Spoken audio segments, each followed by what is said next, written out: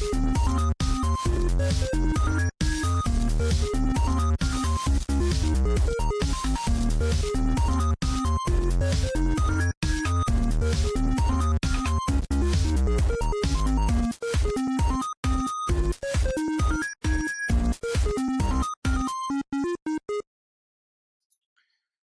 check, mic check.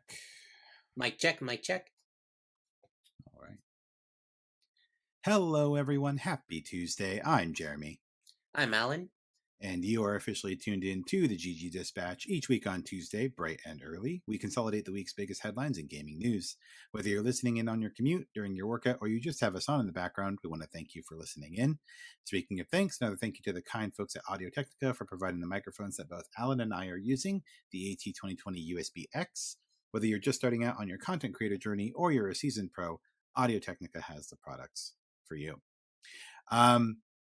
Interesting day.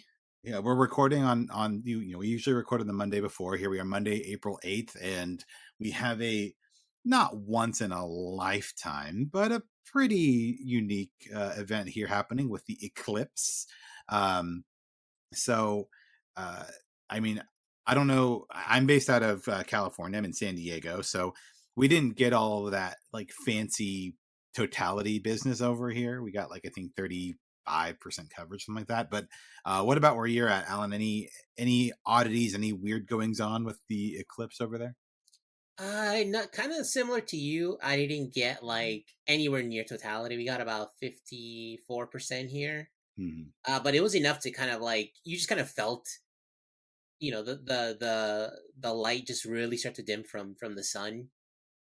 So that's always a really, like, it's a little bit eerie, like, yeah, nothing's bad is happening, but it's just like, this shouldn't really be happening because there's not like a cloud in the sky and it's just getting dark all of a sudden. Yeah, it is really interesting, like that lighting, like the change in the lighting. Like you look outside and you're like, why is it a little darker than it should be? And I realized too, like we had another partial eclipse. I feel like it wasn't too long ago. We had a partial eclipse, and that same day I was really confused. I was like, why is the lighting so weird today? Like there weren't any clouds or anything. And then later that day I realized, oh, we had like a partial eclipse. And so today I knew kind of to look for it.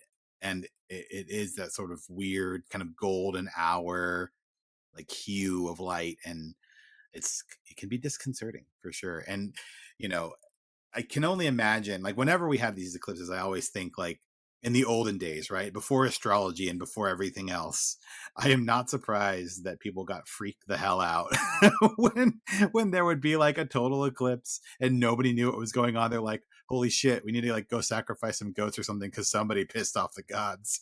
Apparently, like there was an ancient battle like between two nations that were fighting. I'm talking like ancient times.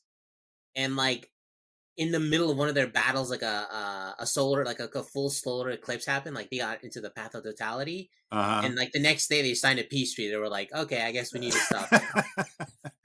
Yeah, it's wild, but I'm glad that we live in an era of science and can have a better understanding of what's going on. We can even buy some nifty glasses and take a closer look at the sun if we want to, but anyways, What surprised me actually was like that people cared so much. I didn't think people like, I thought they'd be like, an eclipse, whatever. But to see like that people were like making trips and like Airbnbs were completely booked like a year in advance.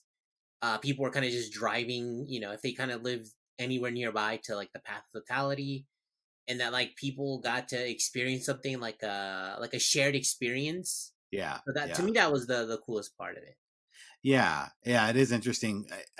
The Airbnbs like being booked further in advance, totally get, but I do feel like some of it was a bit of like FOMO, right? Like I feel like a handful of folks realized what was happening like a few days ago, and the news really picked up on it, and they were like, okay, here's where you need to go, here's like the strip of land you should get to for totality, and get your eclipse glasses. And like I feel like folks went into total like capitalism mode, and that was a bit slower on the uptake. But for the folks who were planning ahead of time, for sure, like got their Airbnbs in advance and everything else, like hats off to them. But I feel like a lot of the other people were just like, oh man, this this total eclipse is happening. We should go and be part of the action. And Oh, 100%. But I still feel like you could see when they're, the news will just kind of interview random people, but like yeah, they might have been there for like the FOMO, but they're like, oh wow, no, I just saw something pretty awesome.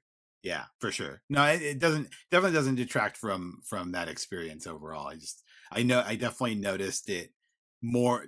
Definitely got picked up in the news like crazy in the last like 72 hours leading up to today. And yeah, lots of people got to go and enjoy it all together, which is awesome. So um all right. Well, we've got 5 stories today. Well, 4 stories and more of a conversation. So we'll go ahead and dive right into it with a discourse deep dive. Um, and this, I actually started thinking about this. They had a conversation on Kind of Funny about, when will you stop playing video games? Like, when do you think you'll stop being a gamer, more or less? And so I guess I wanted to start there. I'm curious, Alan, like if you had any thoughts on this. Like, do you think that, and maybe this is a big question, but like as a person, do you see yourself continuing to have video games as a hobby until the end, or do you foresee a future a potential path where you're like, hey, you know what, video games, you were cool, had a good time with you, but now I do other things instead. I have other hobbies, and maybe I don't game as much anymore, if at all. Like, what do you think that path looks like for you? For me, I think so long as there are games that I enjoy playing and I can play them in the way that I want to play them, I will 100% still be a gamer, to the end, so to speak. If whenever that happens, because for a lot of us, like we just grew up, like it's just normal. Like for older generations, how TV was normal, or reading books, or listening to music, or doing any other hobby. I feel like for most of the younger generations, like this is just a thing that you do growing up and a thing that you have fun. You can play with your friends. So for me, I don't see anything on the horizon that would make me stop gaming, but I also don't think that it's not possible. It could be that there's just a time where it's like, yeah, none of the games that they make today just appeal to me at all. And if that's the case, then I would stop playing. Yeah, yeah, I I agree. I think as long as for me, I'm kind of in the same boat as you. I think that there will always be games and titles that I'm interested in. But I think that second point where you said, in the method that you like to play, like in the way that you like to play, if those things remain consistent, then you'll always be a gamer, right? Because right now, obviously, we're looking at VR and we're like, VR isn't like viable for a console. It isn't viable for, gaming in general as like a long-term solution, right?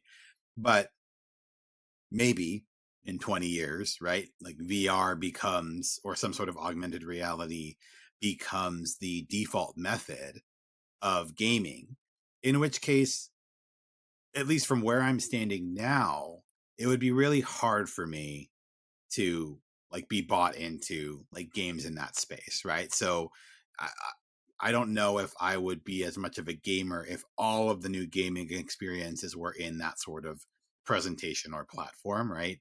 Um, so yeah, I think that last part of in the method that I would like to play the games, as long as that's there and good games are there as well, then I think I'll be gaming for a long time. Not to mention the backlog. I mean, come on.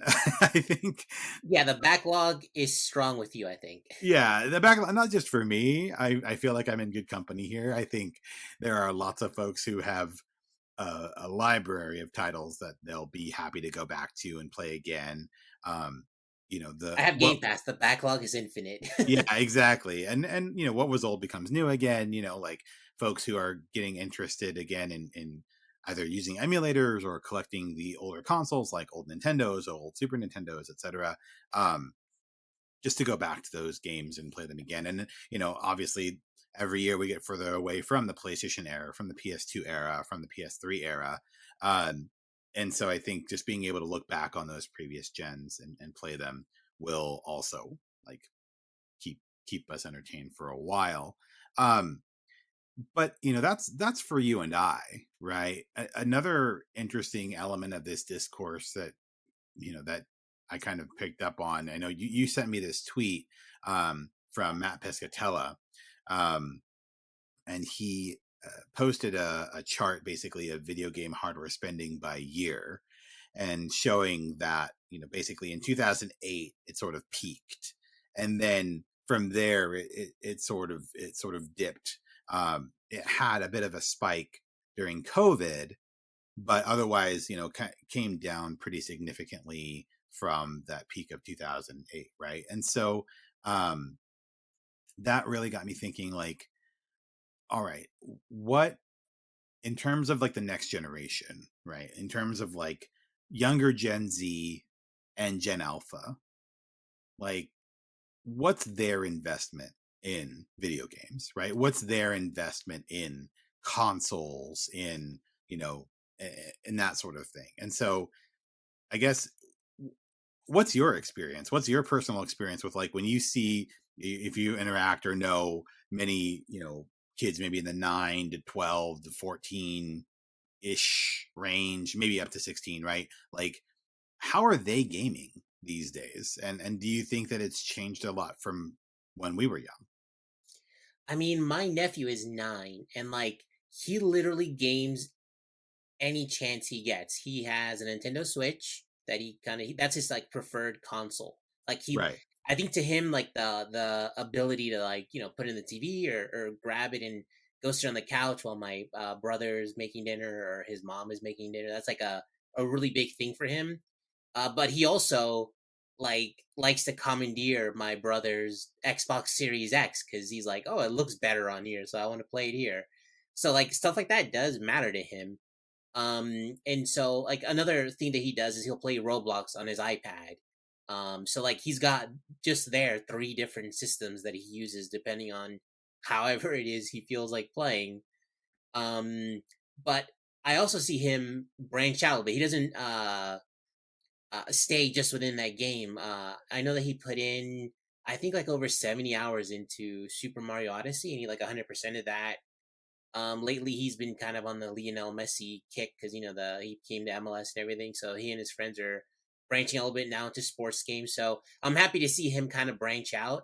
And I think for his birthday this year, I'll probably get him Breath of the Wild, which would be his first Legend of Zelda game. So I'll be interested to see how he reacts to that. If he like is super into it or kind of put off by the challenge or the open world nature.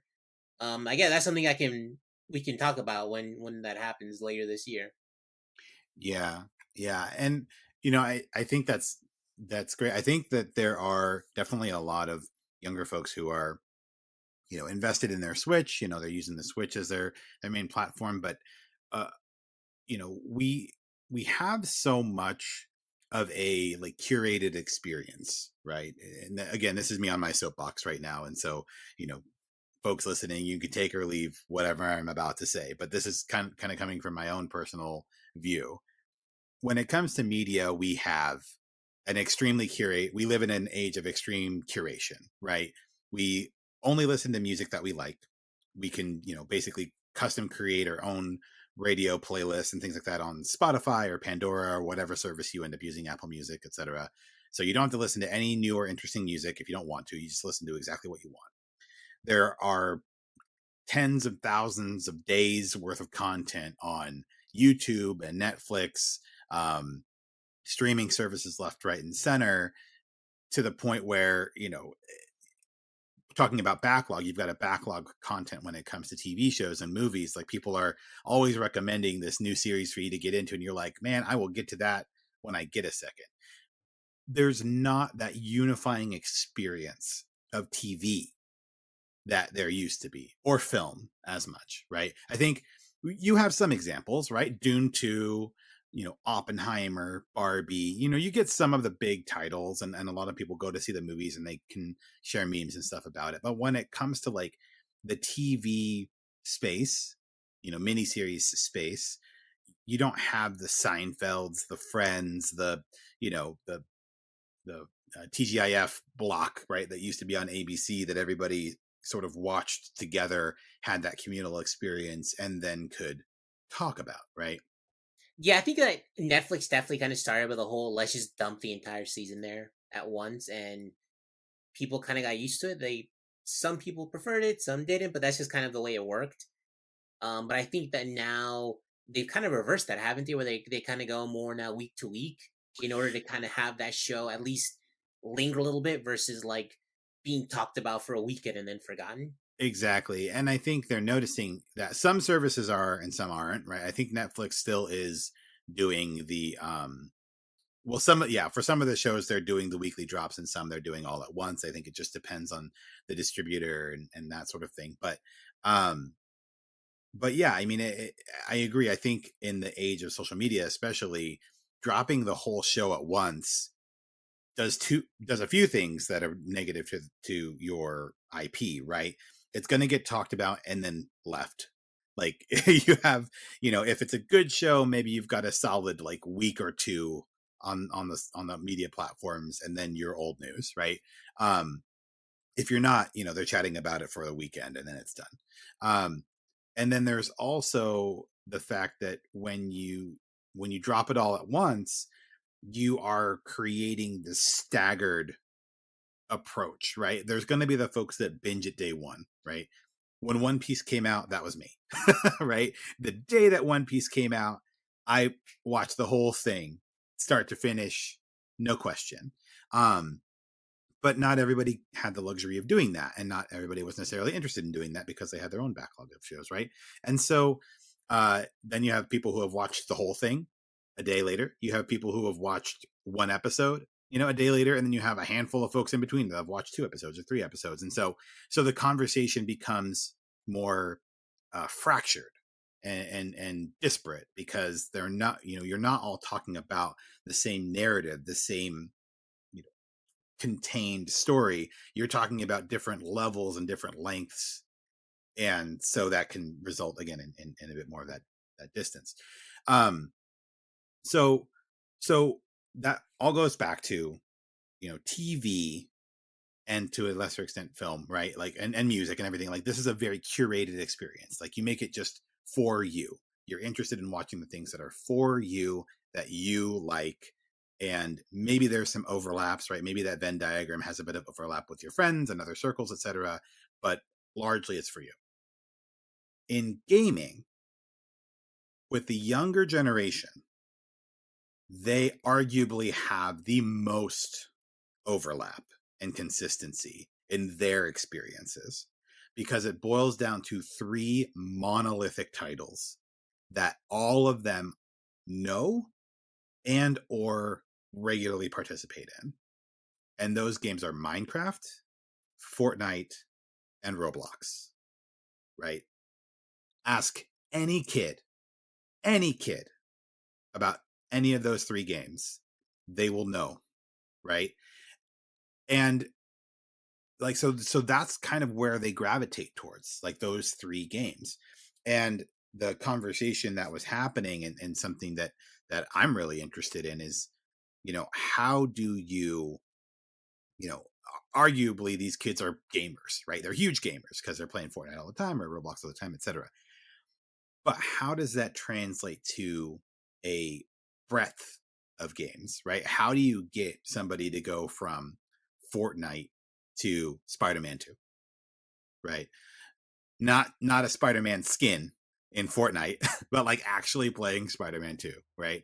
Um and it sounds like it's a challenge, right? To But bridge I that think that those gap. game devs really go out of way to make it a challenge. I think that they're so focused on keeping them like trapped, or not trapped, but like, you know, come back every day. There's new daily challenges, there's a weekly challenge and all this other stuff. And so I think, I don't know if it's so much that the kids are like, I don't want to play anything new. It's just that those games are designed in such a way that they're working basically of keeping them more in that world, in those titles, and not really letting them go out and enjoy different stuff. Yeah. Yeah. And so, I mean, it it's really interesting to me, because I don't know if I don't know what that means for the future of gaming, the future of consoles, right? There's been a lot of other conversation about, AAA games, right? Like the budget needed to create these AAA titles, is it going to be worthwhile? Like, are the profit margins going to be large enough? And this is part of the reason why a lot of, like Xbox and to a lesser extent PlayStation, or Sony rather, are looking at moving some of these first party titles to other platforms, right? Like, let people play their games wherever they want. Oh, and also you get to make some more money in the meantime, right? To help make up for that AAA budget. But if you've got this huge demographic, right? You've got this base that essentially is going to become your core demographic in not too long, right? How do you get them into the cycle of investing in first party experiences, first or like third person action titles and things like that? Like, how do you get them to make the transition out of those monolithic titles, out of the Robloxes and the Fortnites and the Minecrafts, into Last of Us, into God of War 2018, into these other things? Because I don't know. I think that it's going to be a bit of a challenge, and it's definitely something I think would keep executives up at night. Like, how do I reach these kids, more or less? Like, I don't know what that looks like. I don't know. I think they do well to look at what happened over the last few days. Have you heard the game Content Warning? No, So no. basically, it was a game. They gave it away for free on Steam for 24 hours. So that kind of FOMO, everyone kind of jumped in on it on because Wario64 tweeted it out. Okay. And have you played or at least seen Lethal Company be played? Yeah, I think so. Yeah. So basically, what's happening that it's a Lethal Companies like is the best way I can describe it.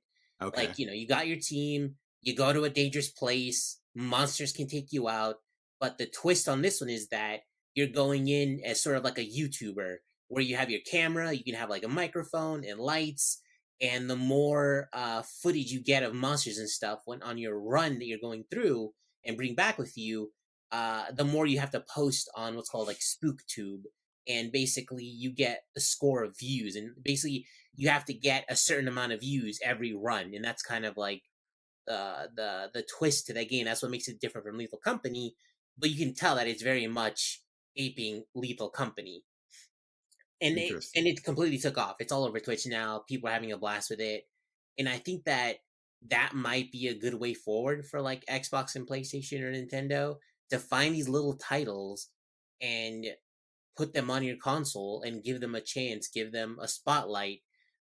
Games that don't require tons of graphical horsepower, let people play together. I think that's a big, big part of what helps make a game successful. Like all the titles you mentioned, Minecraft, Roblox, Fortnite, it's really kids getting a chance to play with their friends. That's what I think is really driving and keeping them there. So I think that it'd be good for them to even say, this is a PlayStation title, this is an Xbox title, even though they wouldn't traditionally put that much of a focus on it, Right. and then hope that once you have them in your ecosystem, you can slowly introduce them, to some of the bigger titles like God of War and Horizon Zero Dawn. Yeah. And I wonder too if like, retro always kind of comes back, right? Like, there's always I feel like there is a traditional like phase in everybody's life where they become interested in older stuff, right? Especially like when you're a teenager, it's kind of cool to be able to say like, oh, like I got these like, 8-track cassettes, or, I'm listening to this older band. Like, you want to feel like separating yourself from the contemporary. Well, you But feel do you like think it's separating about yourself from the 90s contemporary. stuff?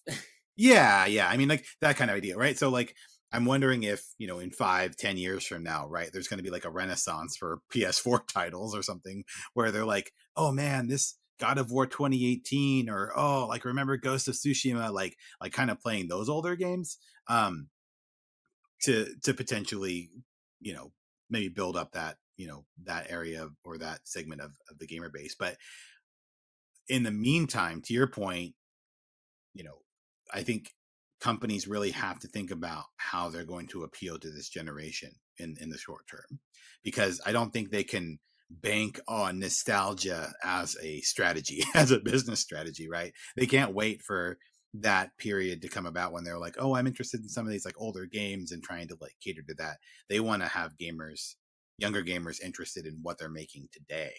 Um, and I think, the content warning and some of the other, even like to a lesser extent, like the Helldivers, right, marketing campaign and some of those other things, I feel like could bring in uh, some of those younger demographics. And so we'll see. But it was just really interesting kind of hearing this discourse because it really has sort of shifted the way that, the way that gamers interact with companies and consoles has definitely shifted a bit from, the 90s and even the early 2000s. So. Before we move on, Jeremy, how dare you put that evil on all of us of thinking of the PlayStation 4 as a freaking retro console? Oh, it's happening, bro. It's gonna happen. The How launch of dare it, you, it's sir? already over a decade old, isn't it? The PS4 launch? Come Yeah, I was on. in 2013. Yeah, so Just how dare you anyway, sir? oh, I know. I'm coming up on 40. Be coming up on it next year. So I know very well my own mortality and how old I'm getting.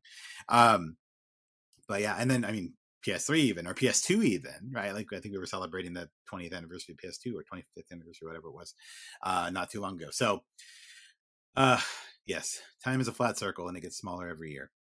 All right. So first actual story. Thanks for engaging there in the discourse. Xbox is dedicated to preserving games as it works on powerful new Xbox console, and this is from Windows Central. Jez Corden.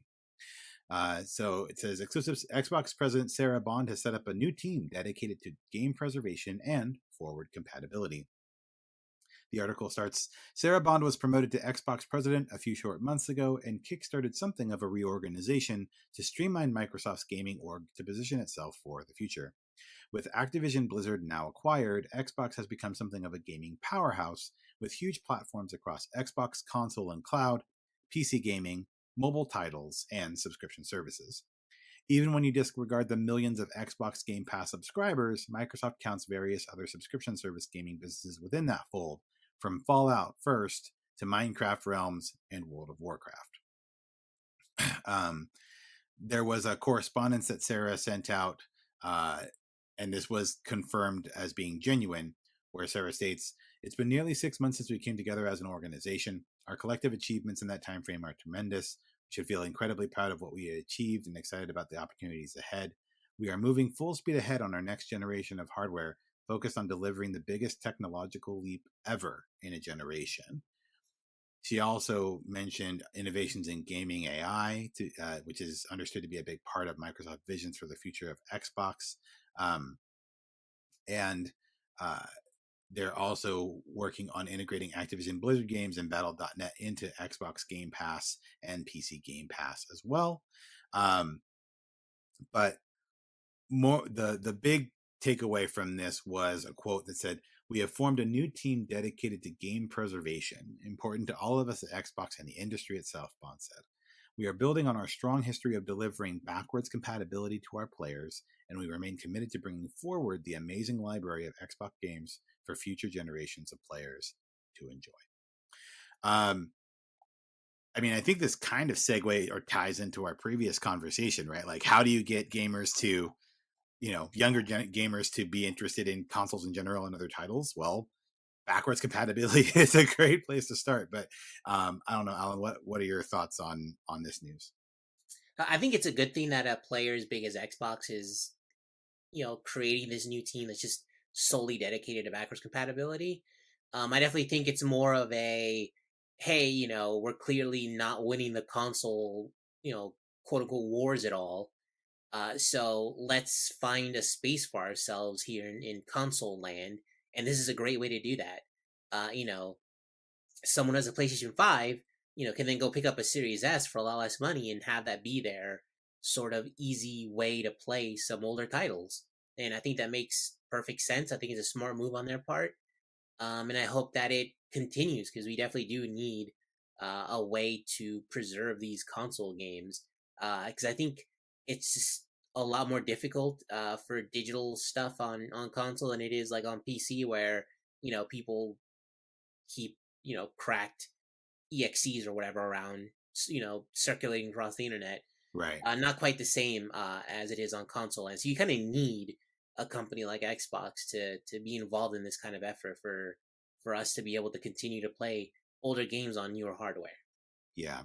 And that's honestly a trend that I wish Sony was more invested in. At once we got past the PS3, the backwards compatibility really sort of fell to the wayside, which was honestly a bummer because one of the coolest things about the PS2 and even the that early generation of PS3, you might recall the first two models of the PS3 were fully backwards compatible back to the PS1. Um, and that was like a magical time. Like if you had that, and you've been a Sony fan for a while, you had your PS1 library, you had your PS2 library, and then now you were starting to click PS3 games, to be able to have that one piece of hardware and and utilize all of those physical games, or even access your digital library from games that you had purchased, etc. uh it was just, it was awesome. And then of course it started to get restrained and pulled back quite a bit with the PS4 and then the PS5. So I'm really excited with the Xbox and this commitment to backwards compatibility. I'm hoping that it might inspire Sony to take a closer look at how it incorporates its own backwards compatibility, uh, and ultimately gamers and consumers can win in the end. But yeah, I love the idea of having more backwards compatible consoles. So you don't have to sell me on it too hard. All right, story number 2. Larian Publishing Director slams layoffs in the gaming industry. This is from Isaiah Colbert at IGN. Over the past few months, Baldur's Gate 3's developers have used its platform during award season speeches to advocate for a healthier game industry. This tradition now extends to its publishing director, who, in a recent interview with GameFile, shared his thoughts on industry-wide layoffs plaguing developers over the past 2 years as, quote, an avoidable fuck-up. Chief among 2024's massive layoffs include Nintendo announcing its restructuring in March, which has the potential to affect over 100 contract workers, Sony laying off 900 employees in February, and Microsoft laying off 1,900 staff from its workforce in January, following its $69 billion acquisition of Activision Blizzard. Speaking with GameFile Stephen Totillo, Michael Dowse likened major gaming companies to massive oil tankers predicated on their ability to steer towards success. Should a company fail to plan accordingly while giving developers proper financial reserves to pivot, fallout via layoffs is sure to come. Instead of feeling like layoffs are an inevitable aspect of the gaming industry, Dowse argues they are avoidable. Quote, but to prevent these giant operational failures that we call layoffs, they are an avoidable fuck up. That's really all they are. That's why you see one after the other, because companies are going, well, finally, now we can too. We've wanted to do it for ages. Everyone else is, so why don't we? That's really kind of sick. Dowse went on to note that none of the companies issuing layoffs are at risk of going bankrupt, but are instead at risk of pissing off the shareholders. This shareholder motivated business mindset was something Larian CEO Sven Vink called out during his acceptance speech for Baldur's Gate 3 Best Narrative Award. And Dowse echoed Vink's statement, saying companies should instead curb their greed and plan better, so developers have enough financial reserves to pivot should they need to steer a game in a different direction. And basically capped it off by saying that being nimble is key.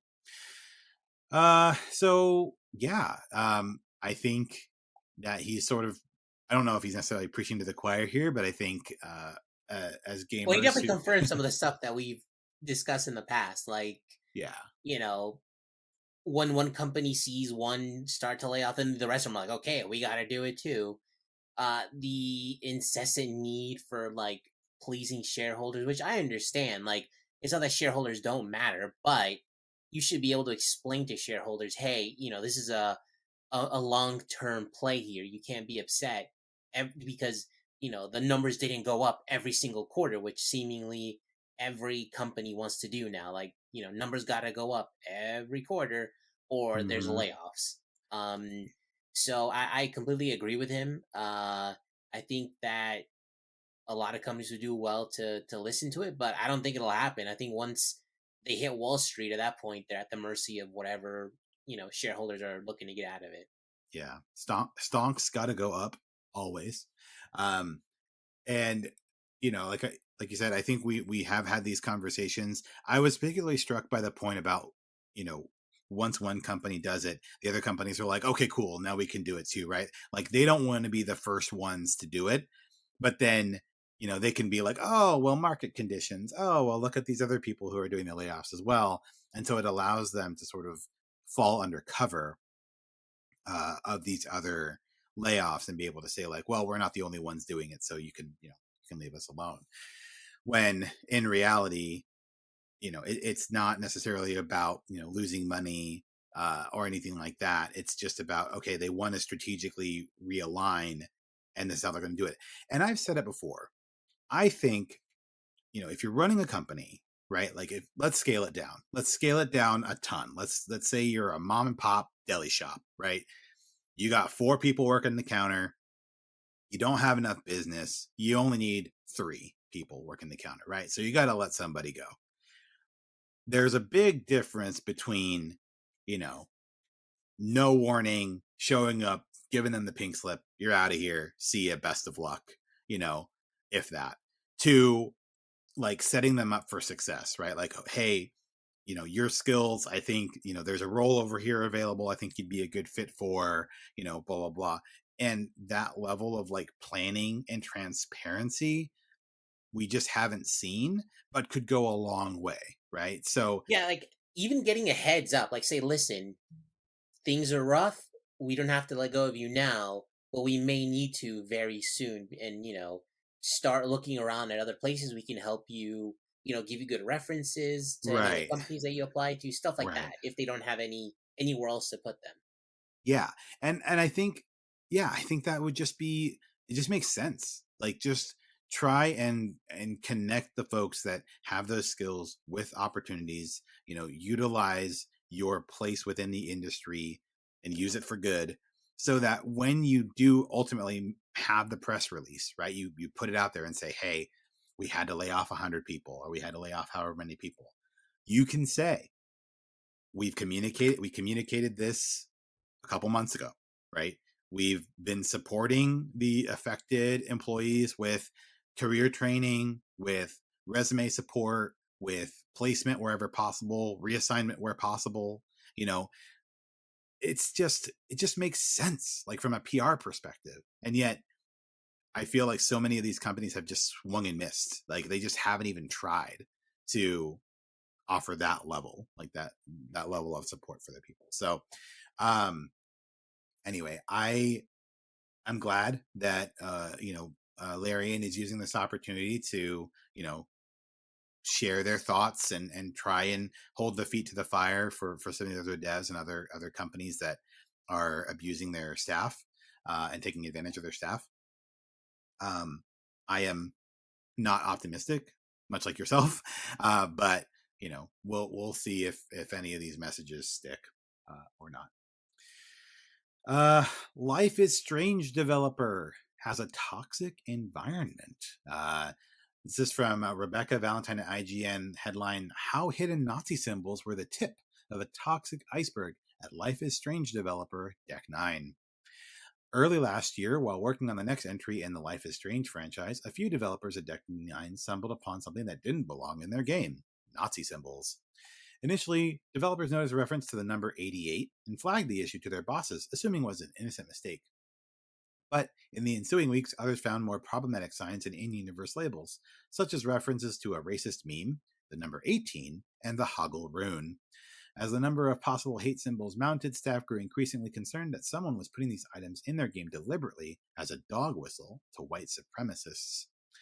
Nazi imagery would be inappropriate in most games, but in a Life is Strange title, the dissonance was especially frightening. Since its inception, the series has been lauded for thoughtful portrayals of marginalized individuals. Its most recent entry, Life is Strange True Colors, won Games for Impact at the Game Awards in 2021 and a GLAAD Media Award for Outstanding Video Game.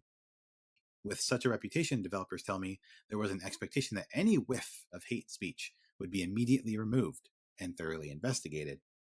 But as weeks went by, management remained silent and staff unrest grew. This wasn't the first time executives had failed to act when marginalized individuals at the studio felt unsafe. According to over a dozen current and former employees across several departments, most of whom spoke to me on condition of anonymity for fear of reprisal, Deck Nine's management has long let a toxic work culture fester at the studio. They claim the C-suite has protected multiple abusive leaders, encouraged crunch, and allowed bullying of individuals advocating internally for more authentic representation in Life is Strange. And the article goes on from there, talking about how developers were asked to repress one of the characters' sexuality in the game and things like that. So it's a pretty long kind of expose article that came out, but it's really and Square Enix didn't seem terribly invested in the importance of the series either. So all in all, pretty disappointing and at times horrifying story to read. But I don't know, Alan, Yeah, what were your it's thoughts really on this? impressive that those game devs actually put out a game of that quality, considering basically all the crap that was surrounding them. And like you say, it's just really disappointing to hear like another story of a workplace in the gaming industry where management and middle management feels like they can treat people however they want. These hateful symbols being put into it because they yeah, I guess whoever put them there, want to get a rise out of this game, or out of people who play this game who are part of minority communities. So hopefully things get better, but I don't know. I don't know how you can fix that situation other than hopefully the article shames them to getting better. Yeah, for sure.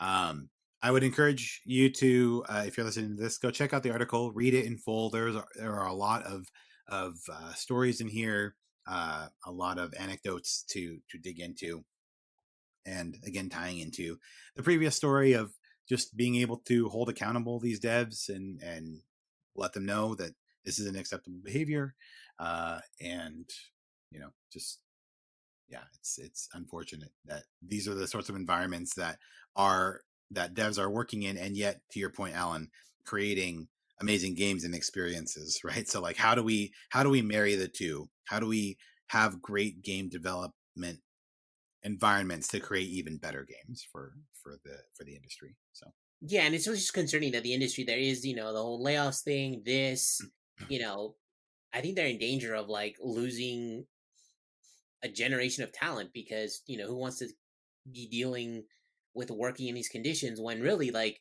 these are tech jobs, a lot of them, and they could probably be making more money working at a more stable tech company versus working at a gaming company, but they work there because they love doing that specific thing. So the game industry needs to really clean it up. Otherwise you're gonna lose a lot of talent. yeah, exactly. All right, and our last story: people keep playing old games. It's 2023, or sorry, 60% of playtime in 2023 went to 6-year-old or older games. New data shows. This is from Zach Zweisen at Kotaku. A newly released game industry report by market researcher Newzoo, Newzoo, shows that while the PC and console market grew 2.6% in 2023, overall playtime decreased as gamers spent more and more time in a smaller list of old games like Fortnite and League of Legends. On April 2nd, Newzoo released its second annual game industry report, including a ton of data and information on what people were playing and spending money on during 2023. According to Newzoo's data, the PC and console game market grew and reached $93.5 billion in revenue. That might seem like good news, but drilling down to the data, it becomes clear that it's only good news for a small number of publishers and developers. Newzoo's data shows that the top 10 games on each platform, ranked by their average number of monthly active users, are filled with old, established titles. Fortnite took the crown on all platforms, including Switch and PC.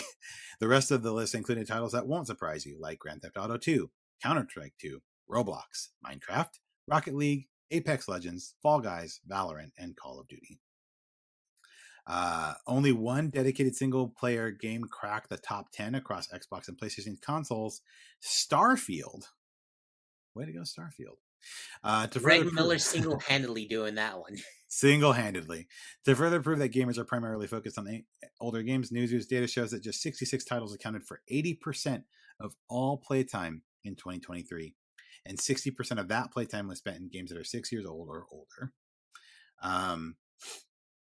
It gets worse. Of the 23% of playtime spent on 2023 on new games defined as 2 years or younger, more than half was spent on big annual sequels like the latest Madden or NBA.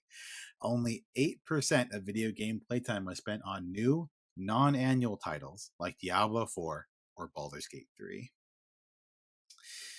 Yikes.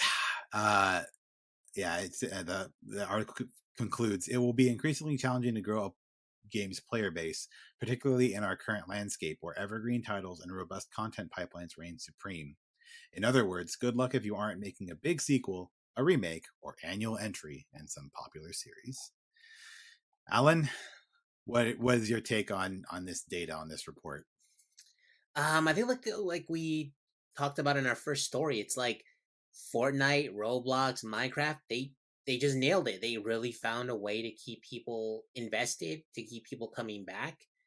I think it's really weird to think of those games as old games, but they are. It's just that those games just have done a really good job of making it feel always fresh and new and interesting.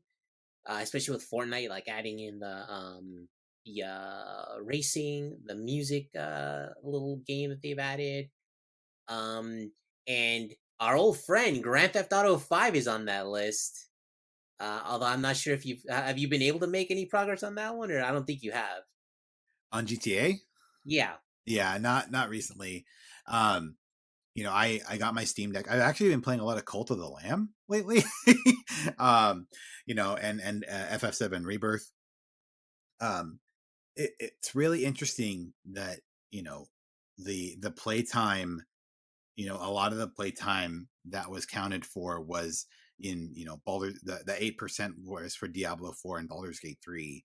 Like, you would expect, especially for a game as revered as Baldur's Gate 3, for example, that there would be a lot more, that would crack a bit more of that percentage, because Baldur's Gate 3 takes a good amount of time investment, and a lot of people were playing it.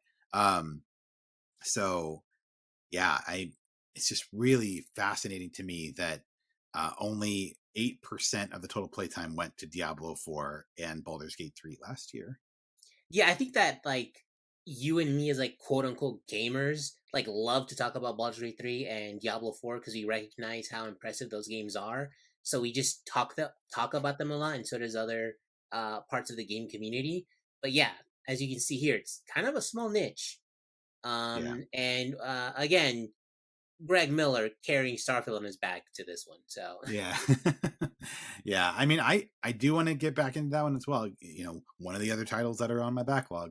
But yeah, I think, maybe it's in this article actually, not that it's like hammered anything in, but it's some good perspective to say, it's not just the younger generations that maybe are attracted to these sort of monolithic titles, these big titles, but you know there are lots of sports fans in our generation that are playing the latest Madden. They're playing the latest NBA. Like, it's hard for me to understand because I've never really been much of a big sports title guy myself. Um, but that's taking a lot of playtime. People going back playing League of Legends. I had my time with League of Legends, had a great time with it, but it's just not something that I voluntarily go into these days. I'm not that much of a glutton for punishment. I know some other people are. But yeah, it's really interesting to think, you kind of get those comfort games that you go back to. And that was actually another element of that. The discourse was like, are you really a gamer? And I'm not saying this one way or another, but part of the conversation was, are you really a gamer if all you play is one thing, right? Like if you just play Final Fantasy 14, right? Are you a gamer? or or are you a Final Fantasy 14 hobbyist, right? Like is that just the world that you live and play and do everything in No, yeah, but I versus, think there's more gatekeeping than anything else. I feel like yeah. no one would ever say, "Oh, you know, are these FF14 people really gamers?" That's like considered a game. I feel like it's just a way to try to swipe at like younger kids who just play Roblox or Yeah. Fortnite, Yeah, or yeah. I mean, yeah, I a get lot of people are like, "Oh, those are too simple." You got to get out and play Breath of the Wild or whatever. But I think to me, gaming is gaming. yeah, yeah. No, I hear you. I just it's interesting to think about like, yeah, what that is, right? Gatekeeping or not, right? Like what they would just define as gaming. Like, you know, if you were to ask in 1995 or 1997 or 2000, like, are you a gamer? Yeah, I'm a gamer. Like, okay, what do you play? Like, oh, I got my PlayStation, I got my Xbox, I'm playing Halo, I'm playing, Final Fantasy 10, like whatever, right? Like that there would have been more of an opportunity to have more varied titles and experiences, right? In that time versus now maybe having those more monolithic titles. And again, I'm not saying that that's true. I'm not saying that people who just play FF14 aren't gamers, right? Of course not. No, no, yeah, It's I just an definitely interesting see thing your to think argument, about. and It's just an interesting thing to think about, like how that's changed. Yeah, yeah, I definitely see your argument.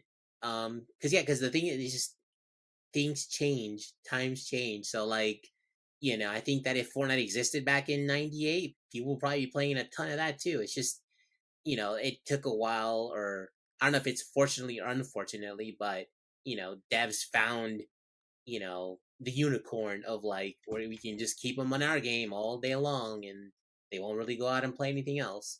yeah. No, exactly. So, anyways, speaking of gaming and expanding your gaming library, uh, do we have any deals, Alan, that we want to highlight for the fans? Yes, we do. Unicorn Overlord is available at pretty much every retailer for $39.99. It doesn't matter what platform you want to play on; it's just that price everywhere. So, if you've been kind of itching for an RPG, cool art style, that's out there. I love Unicorn Overlord. It's amazing. It's sold like I think 500,000 copies in Japan so far. Um, so yes, I highly recommend it. 40 bucks, can't really go wrong with that price if you're a fan of SRPGs.